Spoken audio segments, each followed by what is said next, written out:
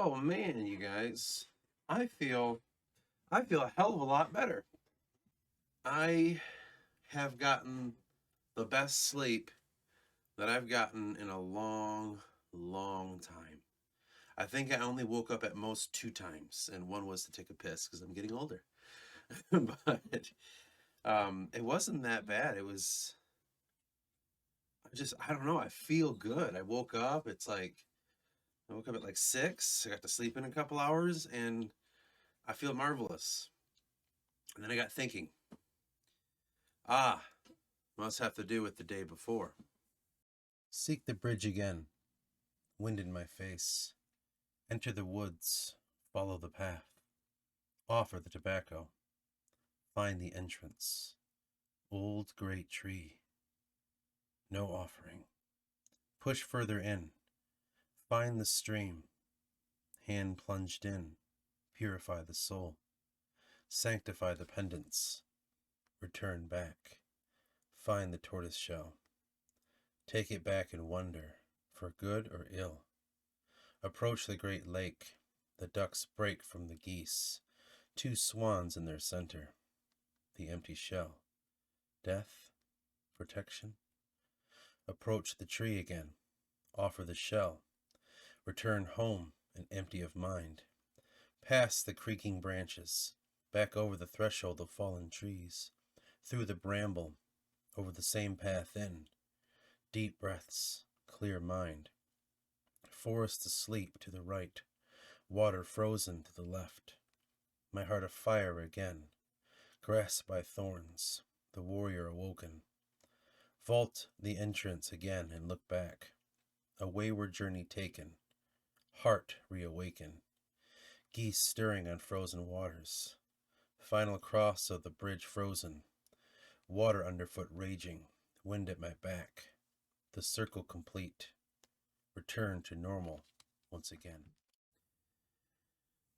So this is something that happened yesterday, and I thought I'd kind of tell you about it, and then maybe I'll muse what I'm feeling.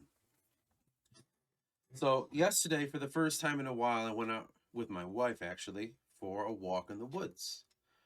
I haven't been able to do that lately. The weather has been very cold, but it warmed up a bit. The snow is melting, and so we went out for a walk, and then I went down the path that I haven't been down in over a year, just because it gets very overgrown in the spring and summertime. There's a lot of thorns and bramble and all that. So it's just a nightmare to get through it. So I haven't gone on there a while. I said, let me show you this area. To me, there's something strange about it. And so we went out there, and to get into this area, you have to cross over a fallen tree. Once you cross over the fallen tree, it feels like the landscape changes. I tell myself in my head, like, this is like the other world, right? You know, it's different now. And we walk through, and it's just like they're still there. All the thorns, you see them better because of the snow. So you just see all these thorns everywhere, and you have to kind of very carefully move your way through it. You got to be careful. You can't force your way or crawl. I always say, like, just grab one gently, grab another one, and open them. Walk through, place them, and then when they catch you, you got to kind of move with them in a way, because if you try to fucking get off of them, they'll dig in to you. Anyway, whatever. So when we got in there, I pointed out up ahead. I said, "Okay, so up ahead there, that's this tree that I feel really sacred about. In fact, I leave offerings to this tree when I would go through there, um, gems and coins and anything I can find that has a symbol in my life."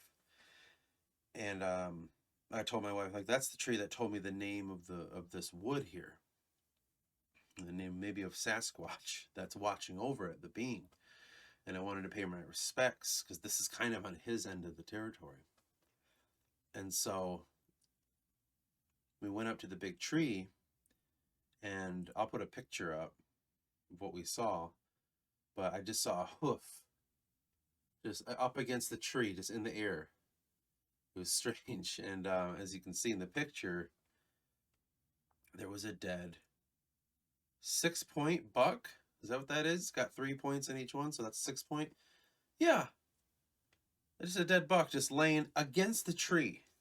his body was twisted in the middle, and his legs were on the tree, and like he was decaying and all that, and I don't know what happened. I don't know if an animal drug it to there, or I didn't see any drag marks, but it might have happened a while ago. So it could have been, I guess a person could have if they really wanted to.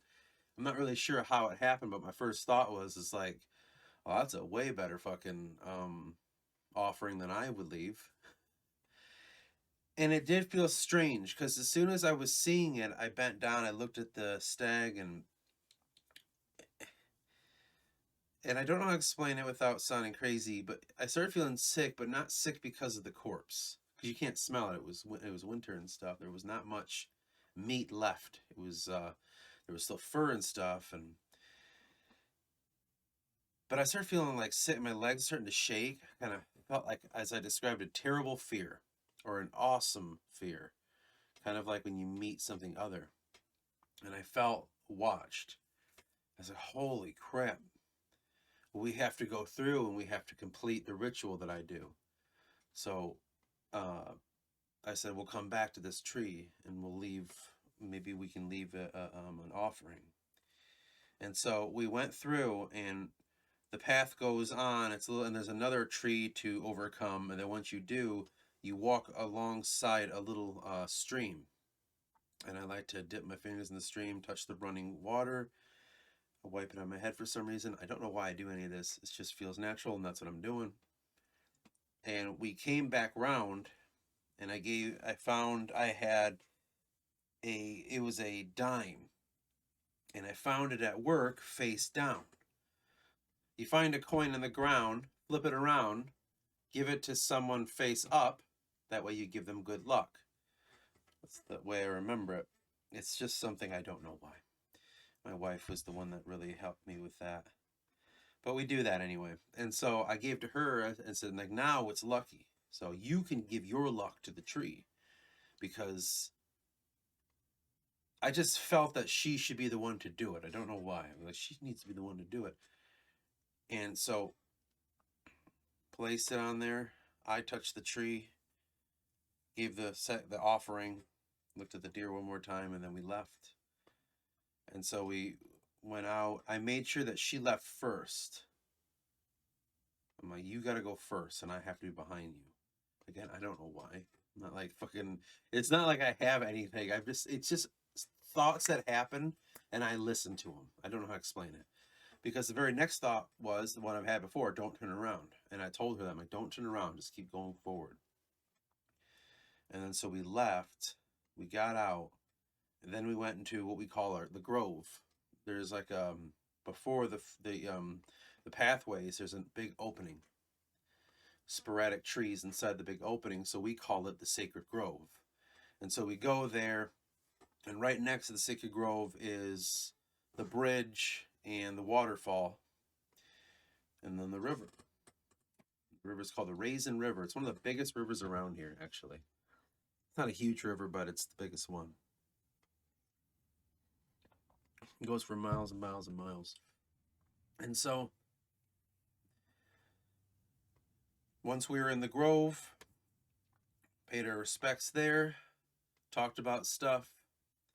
It's usually a place that we go to talk about things deeply. And then we went home. And then on the way home, I asked her, did you feel or see anything interesting on that journey? Besides what we talked about. And she said, yeah, I don't know what it was, but I saw a flash of some sort of deer head on a man's body. I don't know what that was. And I said, okay, good. So we did it then. And I'm glad I gave her the one, because if it came to her next, after she's the one that placed the offering on this big sacred tree. I forgot to say, this tree is like the biggest tree, one of the biggest tree in the entire forest. So it's one of the oldest trees. Just about how thick it is, I'd say it's at least probably 1800s, you know. It's not that, because where I live, you know, it's not this place didn't even become a fucking state to the 18 whatever. So it was probably from the 1830s, maybe. just because it was, I mean, it was bigger than I couldn't get my arms around it, so it could be a little older than that, as far as I know. And so yeah, and then all of a sudden, I got the best sleep of my entire fucking life. It was insane.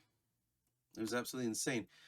I told her, because she had a hard time feeling it, I said, for me, when I go into this specific path, I sense something very different, and I don't know how to explain it. But to me, there's something to be said about all of this. I can't help but feel like when we were leaving there, I told him, like, man, this feels way more intense, and I feel more fucking spiritual than I ever have in any, any of the churches that I had to go to, or any of the modern religious shit. Like, this feels way more intense and purposeful, and just, I was in shock by it. But as you could gather, the whole time, it was a lot of me going like, I don't know why I'm doing this, but we're doing it. I just would hear a voice in my head, whether it's my own thought or just something else. You have to do this. Then you have to do that. I'm just doing it. I'm doing whatever I'm feeling is just being said, whether by myself or something else. And so it's not like it's this like laid down, like it is like law. It is sacred. It's in the scriptures and all that bullshit. It's not. It's, I guess you could call it oral. It's like, it's just ethereal like that. All of a sudden I get the best sleep of my life, and I feel great this morning. I haven't felt like this in a long fucking time. Just coming out of a sickness, so there's that too, but I'm just, it was a small little thing, and it's right in our backyard, and it was just an experience like that was so sacred and spiritual to me that I'm having a hard time putting words to this to tell you about it. I mean, that's pretty cool. You can't fucking beat that. You can't beat that. That's really awesome that is a possibility that can be explored. And I think I have this sensation that it's harder to know out here specifically too, but the Native Americans, right? I don't remember if it was the Cherokee or I'm sorry, I don't know Native American history or lore at all. But like, they're not around here anymore. But there's remnants of Native American culture here. So, for instance, I don't know how true this is, but they call the Indian Trails, and they're in a town away from me, and the town's named after an Indian chief. And it's said to be these trails that they used way back in the day. I don't know how accurate or true it is, or if it's mythologized. I'm not really sure. I'm not quite sure. But anyway, there's a tinge of that around here, but it's distant and foggy like everything else. And so there's this feeling as I'm doing this stuff is like, well, I know that the natives would feel the land such as this and how sacred it is. And much like I kind of sense is happening, the Sasquatch, the Bigfoot, if you want to call it that, is the guardian of this place. And I just keep thinking, like, I don't want to appease it like a god, but I do want to appease it like a guardian and let the guardian know that I mean no harm and I don't come to hurt anything. And so that's kind of something that just feels like deep down, one of those things that it's just like instinctual. You just sense that, and you're like, well, I got to make sure I'm appeasing this place. I'm being respectful. I'm doing the right things. I'm, how do you word this? I'm not enjoying. I am taking in everything as I'm supposed to. I'm being respectful towards the thorns. I'm being respectful towards this little stream. I'm being respectful towards the grove and the sacred paths, the fallen trees. And I think that there's something to that. It's so interesting how that deer was up against the tree like that. Like, I don't know. Something dragged him there. And the thing is, where I live in Michigan, we don't have any predators. There may be wolves out here, but I've never seen one. I don't think anyone really has, or that I know of. There are coyotes, but not many people have seen them. They hide. They're not. They're hard to find. You can kind of hear them at night sometimes, but there's no predators out here. Nothing. I mean, there's cougar sightings, but that's in the UP and northern parts of Michigan. They're coming down. Other than that, we don't have moose. We don't have nothing big. You know, it's just deer, rabbits, squirrels, little critters. That's it. You know, maybe some garden snakes. That's about it. So it's a docile animal land that I live in. There's not a lot of crazy things. I could just walk around at night and I won't have any worry, really. So it's kind of, I don't know how it got there. You know, I didn't see any human prints and stuff like that. And I don't know. I'm not really sure. I'm not sure. But it just felt like when I saw that, I was like, holy shit. And as much as I wanted the deer's skull, as much as I wanted that, for some reason, I mean, I really wanted that skull when it rots away. Because, I mean, if you see the picture, it's still got everything attached. I'd have to boil it, and you know how it goes. I really wanted it, but there was a part of me before I laid and go to sleep that says, that's not yours to have. So I said, okay, I guess I can't have that. You know, you did not earn that. Like, yeah, that makes sense. I didn't earn that. We can just take something and I've not done anything about it. But it's just a strange, strange feeling, you know? And it's so cool. It's like, the more I become in touch with this kind of stuff, the better I feel. I feel so much better, you know? I kind of sense that this is the kind of stuff that we're being made to walk away from. Not only because of our modern society and the way it's established and set up, but throughout our original, how do they say that?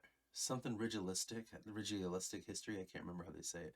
But the history of our religion as Westerners is made us so separate from this land. It was so crazy. So I was reading this book by Ronald Hutton. It's called Queens of the Wild, Pagan Goddesses in Christian Europe. I love it because he breaks it down so well. He starts from the beginning and moves on. And it's our understanding of what a goddess is. And in this term, it was Mother Gaia, I guess you could say. What was the word he used? Mother Earth. That concept, when he goes through how it was established, it helps you pluck it apart and make it easier to digest. For instance, it was the Greeks and Romans who tried to, because before that, there was an understanding that there was a mother goddess in a sense, but it wasn't this huge sacred thing that it had become. That's over time. I'm going to save you a lot of time, but the Christians would take what the Greeks and the Romans were doing and they would try to Christianize it. And they said, like, she is this created by God and she's like an intermediary. She is the symbol of that which God created himself. And then through her, everything lives and stuff. And she's kind of like a second, you know, thing to God. I don't remember all the names and the weird shit it went about with it. The Christian pattern of a cosmic feminine force subject to a patriarchal sky deity is kind of how he termed it. The natural world to be a teacher and guide to humanity, appointed by the Christian God to carry out his will, like an intermediary and stuff. And it's always got to be that way, right? I could totally go into that about like plucking things apart and seeing where it comes from. That makes it easier to like shed it. But anyway, the whole point when I was reading that, it was, there's something sacred about this earth that's we're being kind of forced away from. And in that process, it's being replaced by, you know, religion of man. And I'm not going to sit here and be like, it's because it's patriarchal and matriarchal. And because if I start saying anything remotely like that, you're going to throw me in a box with those kind of people. And that's not what I'm about.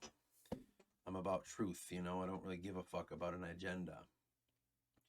But anyway, the idea that I would go back to this place and feel something sacred was kind of cool for me. And I'm not here to convince anyone or to, what's the word? convert people in any sense of this, in any sense of that word.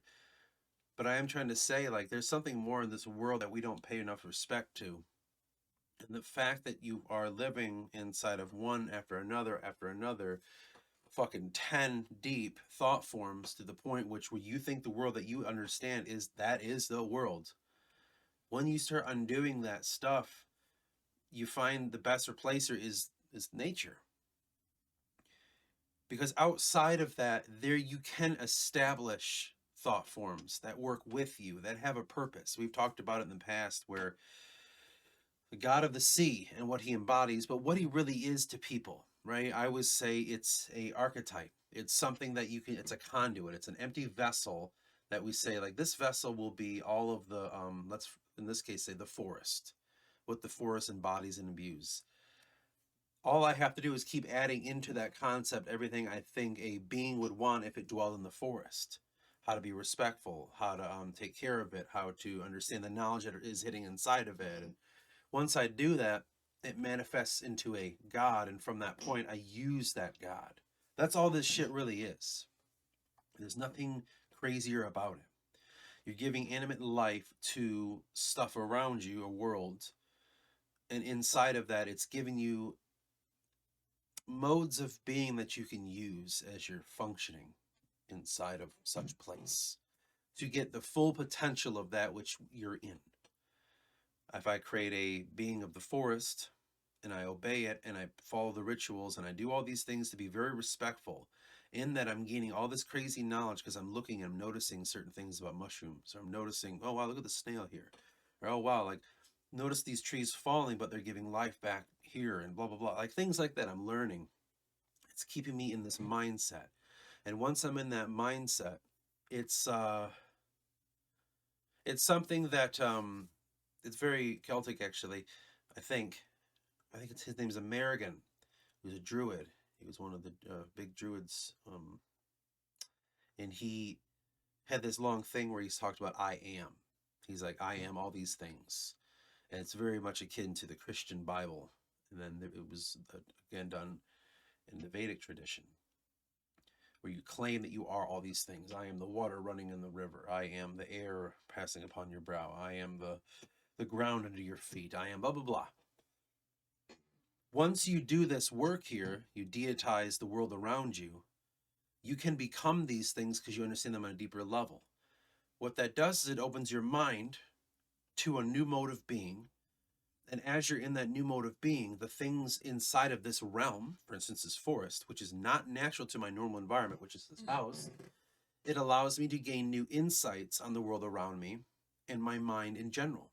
Because when I'm staring at the running river coming off of the little waterfall, and I'm watching it, and it's putting me into this new headspace, boom, I'm in a meditative state. But what's around me? Only nature. There is man-made structure, which is the canal the water runs through. But what's the water? What are the woods? Why is the grass still green underneath the snow? Is it always really green underneath the snow? Or am I missing something? What about the critters hiding in all these leaves? The ecosystem. They're sleeping. Do not disturb them. Things like that. It opens up your mind, and you're, I would say, at one with the world around you. But do you remember what I told you about in the past?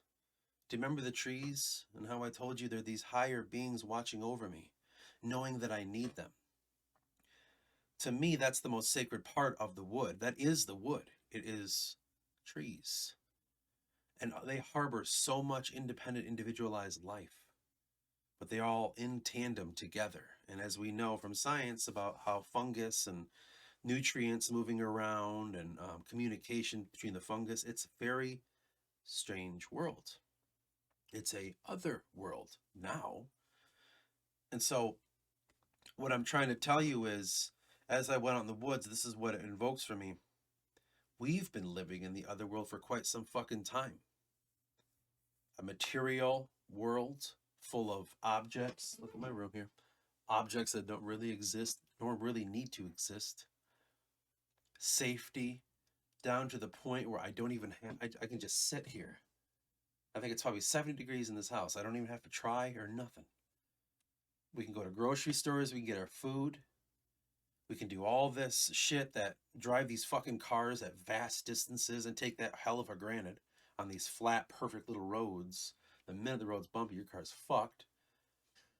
Society will say, you know, it's there's rules, there's police, there's laws, there's all these things. It's all I think we're living in another world. We're living in a fucking dream. It's something that I tried to tell you about in the past when it comes to, as I called it, mind. We're living in the dream of a being. This is a concept we're in. This isn't real. Like it's as real as you can say. Like this book exists. That's someone's fucking words. That's not real. So is the necklace around your neck or the fucking walls behind you. It's all man-made, but it is real, right? I'm touching it. How's that not real?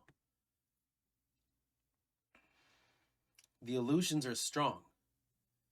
I mean, we've talked about it on the other podcast, Intuitive Idiots, that people will have concepts they're willing to fight and die over, but it's not even real. It's just an idea. It's an ethereal idea. Our example was the Civil War. State rights and slavery essentially is what it was fought over. When you boil it down and look in the future, those aren't even real things, but we make them real. We make that shit real with our minds. And so we live inside this state, in this ethereal state that's so thin of a veneer. So thin that with a drop of a hat, we could fall back in to our baser animalistic ways. There was a documentary on Netflix about, I think it's called Poop Cruise, where it was only 7 days where they didn't have electricity, and they fucking almost fell back into goddamn anarchy and tribalism and shit because they didn't have fucking electricity. You know what I'm saying? How fucking weird is that? Like, that's how thin our veneer is. We can't even last a fucking week.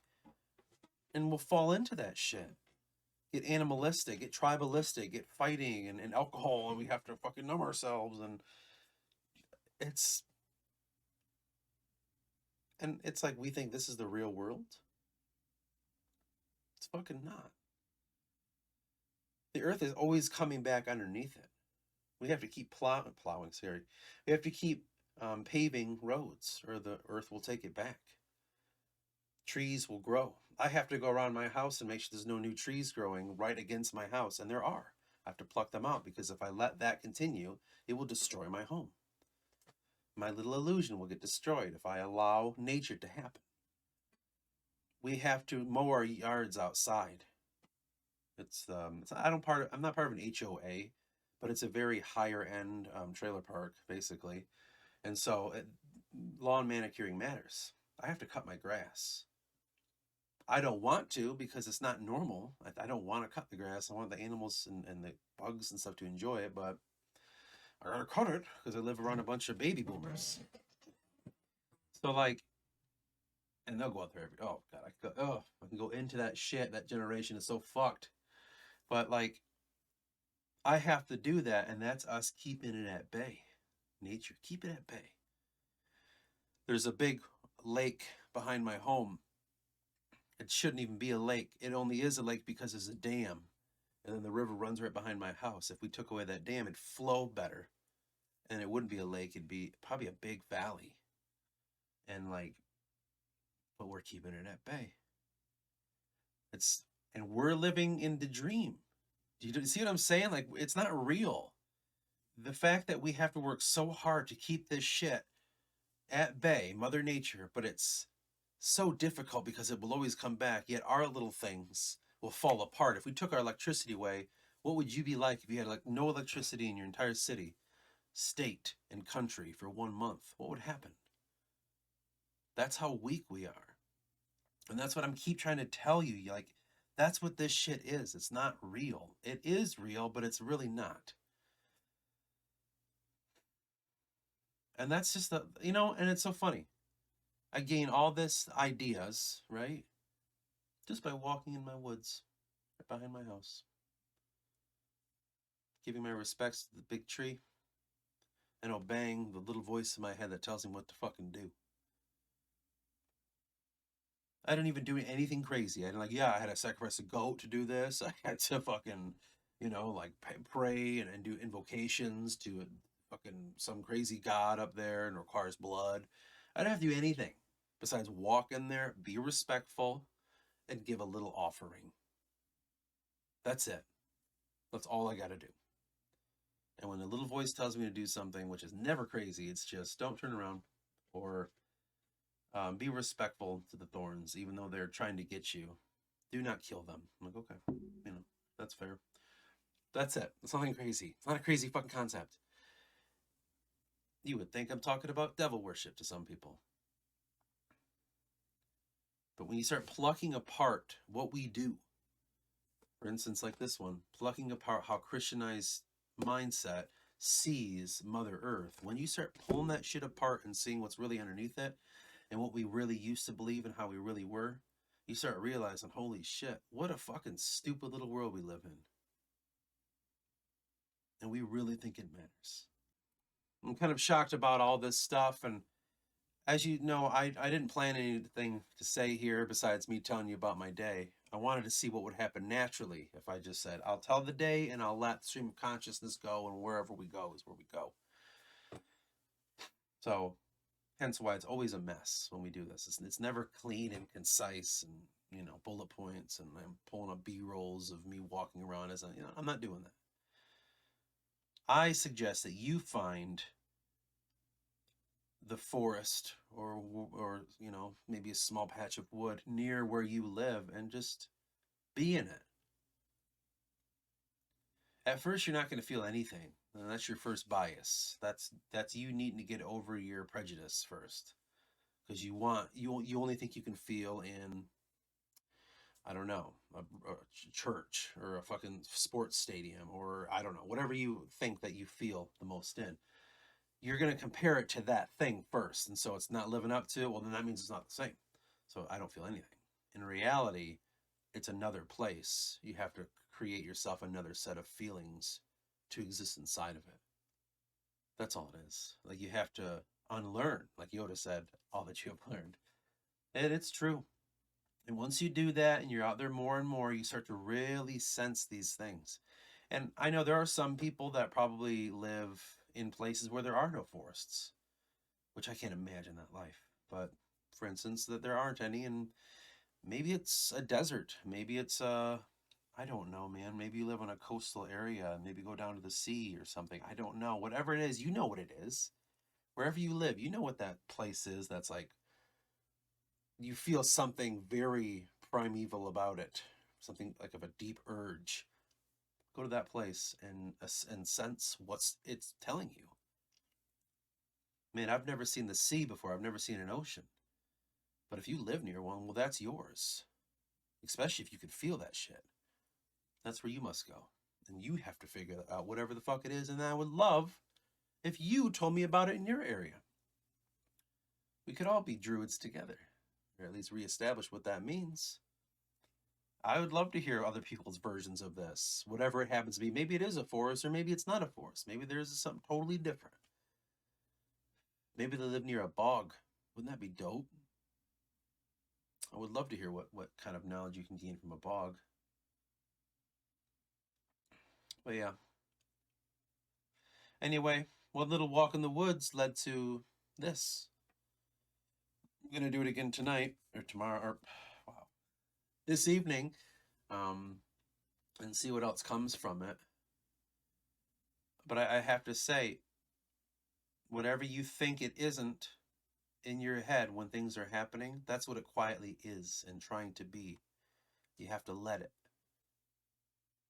If you're walking in that place and you feel something like, there's no way, but I'm getting the vibe of something, listen to that and feel that. Because for thousands and thousands of years, we've been conditioned not to feel that. And it's time to feel that once again. I mean, look around, man. Look at the revival. They call it the pagan revival. Look at this. This isn't on accident. People want to feel shit again and not be lied to. And that's what you have to do as well. There's more than just religion out there when it comes to spirituality. You can have it yourself. It's just, they call it the left-hand path. Instead of going the way you're supposed to go, You're going your own way. That means there's not going to be a roadmap. That means it's not going to be easy. There's nothing that you can compare it to. We can't sit and compare notes like, well, I think it's this. And you're like, well, I think it's that. And then it's not how that works. It's individualized spirituality for everyone. Individualized in a sense where it can be localized. I will say that. You can localize this like it used to be when they would say there were local deities at that time in each city or in each village. They had their own local. That's what this fucking shit is. And it's the realm around you. And as you remember me talking about, like, this place is, when I was growing up, it was scary. I could feel something scary about this realm that I lived in. The more I'm working with it, the less scary it becomes. The more I'm like, oh, I can understand why you were so upset. No shit. I mean, like, we already know when in human terms of the Native Americans, like, just knowing that all this land is yours and you're being forced on a little area and no one gives a fuck anymore. They pretend they do. But they're not going to give up their house for you. They don't really give a fuck. Like, oh, this land was all Native American land. It's like, okay, well, then give it back to them. Well, I can't do that. I have a mortgage and this is my home. I'm not going to give that up. Like, okay, well, then don't act like you fucking care. Just say you don't care. That's existing on an ethereal, spiritual level, too. I could totally understand that you're pissed off because no one is respecting the land that you have. Sometimes I'll go in those woods and some fucking teenagers will leave goddamn beer cans and little drug paraphernalia, most likely, because you know how they are. Non-respectfully. I'm like, I'd be fucking pissed off too if someone kept going in my yard and smoking pot and then drinking and then leaving their shit there. I wouldn't be like, it's okay. Like, it's fine. No, I'd be fucking irritated too. Like, fuck off. Why wouldn't the forest feel that way? Or the sacred land around you? And the one people, and I know this is mythologized, and there were assholes amongst Native Americans too, just as much. But the sacred dwellers and the guardians, we could even say, all forced off the land for concepts of, well, oil. We gotta have an oil line here. We gotta have railroads and, money. When they're forced away, there's a fucking void. And in that void, darkness can fucking grow, man.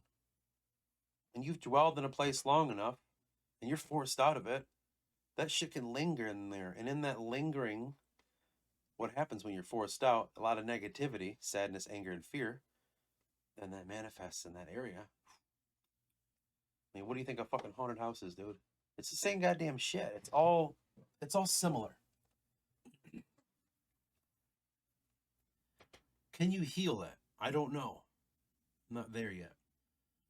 I would love to be able to. And I'm not saying in a magic way that I went like this and it's healed. Like, no, I just mean acknowledging and doing the opposite with kind of like in a therapeutic way. Let's do more positive things here. There's a guy, he's on YouTube. His name is Pat Noon, and he's an Irishman. He has his farm, and on his farm there are fairy forts and otherworldly stuff, and it's very cool, right? Anyway, but he claims that he can heal land. There are Native American shamans that still exist to this day that can heal the land. I'm not saying they claim to, as in I don't believe it. It's just I don't understand it, so I can't tell you how it happened. I don't know. I would love to learn myself. But that should exist, and I sense probably there's something along the lines of what we're talking about when it comes to healing. The realm that we live in is a lot grander than we could ever understand. And again, I really, really think you should go out to some place around you. I know that maybe some people live right in the middle of a city and it's like, I don't know. I'm not really sure what it's like to be a city slicker. But if you live outside of one, or if you do, maybe leave it and just go and explore the realm that you live in. Get away from that man-made shit. I know sometimes it's hard because you'll be walking in the woods and there'll be a fucking power lines or some shit like that. Like, I get it. It might be difficult. But try and just listen to the woods around you.